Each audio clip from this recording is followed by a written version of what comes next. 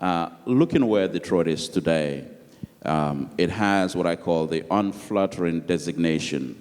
I don't know whether I'll call it a dubious distinction, but it's a very unflattering designation as the largest poverty city in the nation, according to the 2016 U.S. Census report. Only Cleveland comes second. Obviously, it doesn't look good on the socioeconomic index. So, in the words of Martin Luther King, perhaps there is an urgency of now.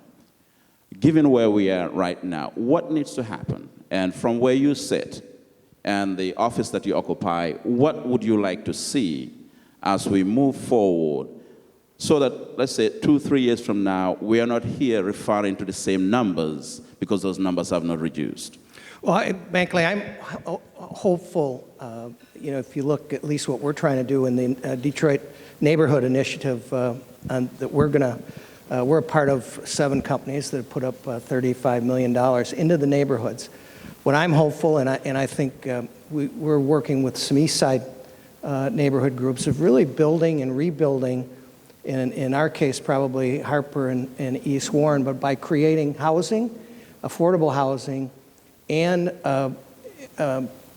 in workforce where, for example, that we're going to do some matching grants where people can develop businesses within these neighborhoods, so then they're walkable for jobs and for people to work. And we've got to reinvest.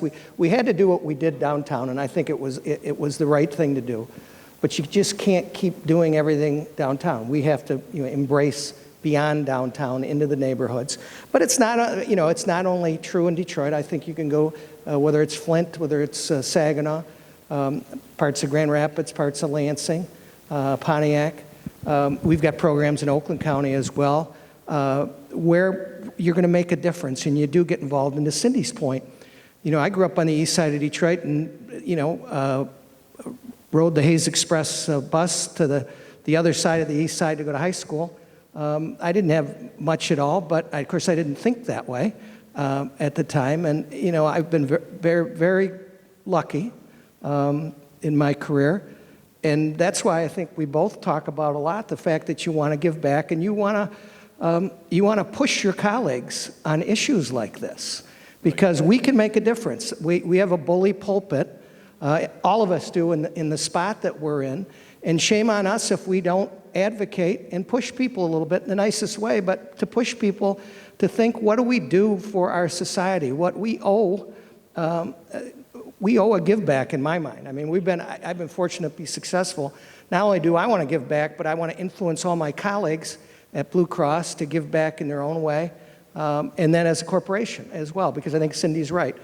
We as corporations who are successful have an obligation to give back in the communities that we serve.